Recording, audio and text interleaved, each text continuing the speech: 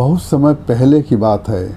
एक छोटे से गांव में जानवी नाम की लड़की रहती थी।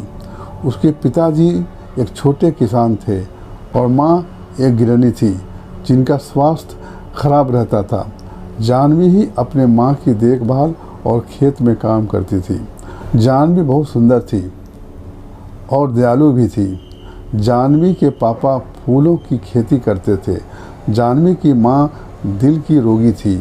जानवी ही उनकी देख रेख करती और खेत पर पापा का हाथ बटाती। एक दिन जब जानवी अपने खेत से फूल तोड़ रही थी तभी उसे एक बहुत मधुर संगीत और गाने की आवाज़ सुनाई दी। पहले तो जानवी ने ध्यान नहीं दिया, पर जब वह संगीत में मदहोश होने लगी तब उससे रहा नहीं गया। जहाँ से गाने की आवाज़ आ रही थी जानवी उसी ओर चल दी। पास जाकर देखा एक हट्टा कट्टा लड़का अपनी आंखें बंद करके गिटार बजाते हुए गाना गाए जा रहा था। जानवी उस अनजान लड़के को एकटक होकर देखने लगी। बहुत देर तक जानवी उसको देखती रही और संगीत में खोकर उसके पास आंखें बंद कर बैठ गई। जब लड़के ने गाना बंद किया और आंखें खोली तो देखा एक सुंदर और मासूम सी लड़की उसके सामने बैठी है। लड़के का नाम राज था। राज ने पूछा, कौन हो तुम? जानवी एकदम से चौंक गई और कुछ न बोल पाई। धीरे धीरे दोनों ने बात करना शुरू किया। जानवी ने राज के गाने की तारीफ की और राज ने उसकी सुंदरता की। राज पड़ोस के ही गांव का लड़का था जिसको संगीत में बहुत रुचि थी, पर घर वाले के कहने पर वह शहर पढ़ाई करने गया था और नौकरी न मिलने की वजह से गांव वापस आ गया था। उस दिन दोनों बैठकर घंटों बातें करते रहे और दोस्त बन गए। जानवी को राज पसंद आया और दोनों रोज़ मिलने लगे। बहुत कम समय में दोनों एक दूसरे से प्यार करने लगे। जानवी को अपने किस्मत में पाकर राज बहुत खुश रहने लगा था, पर उसकी यह खुशी ज़्यादा दिन की नहीं थी। एक दिन जानवी के पिता ने दोनों को एक साथ पकड़ लिया और राज को दोबारा उनके गांव में आने से रोक दिया। जानवी ने अपने पिता को समझाने की कोशिश की, पर उसके पिता एक गाने वाले के सख्त खिलाफ थे।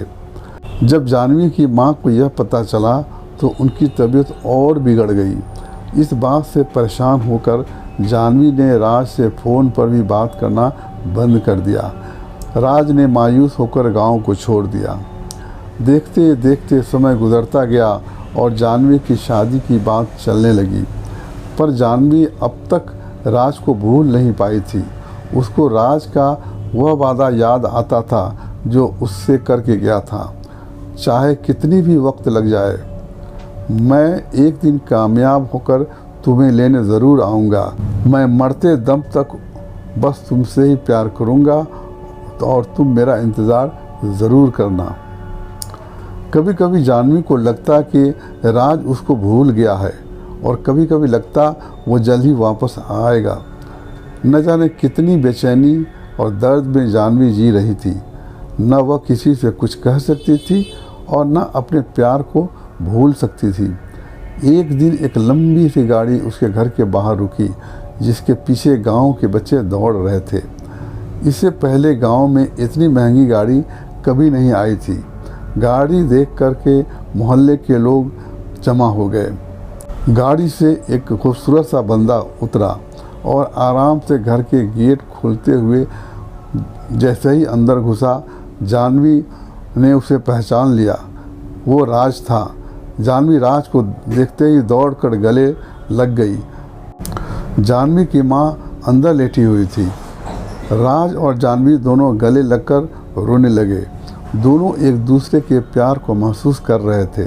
दोनों के मन से सारी शंकाएं दूर हो गई थी और दोनों का प्यार वक्त के साथ बढ़ता गया।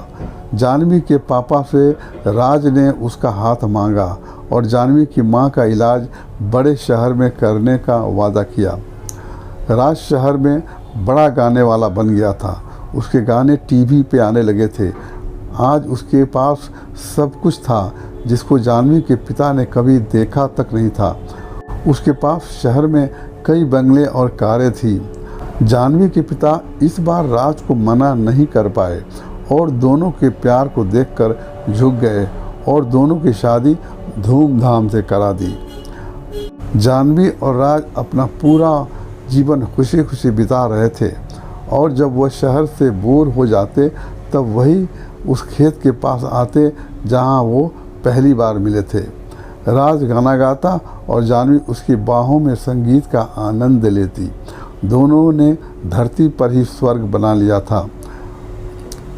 दोस्तों, आपको हमारी यह कहानी कैसी लगी हमें कमेंट करके ज़रूर बताएं। धन्यवाद।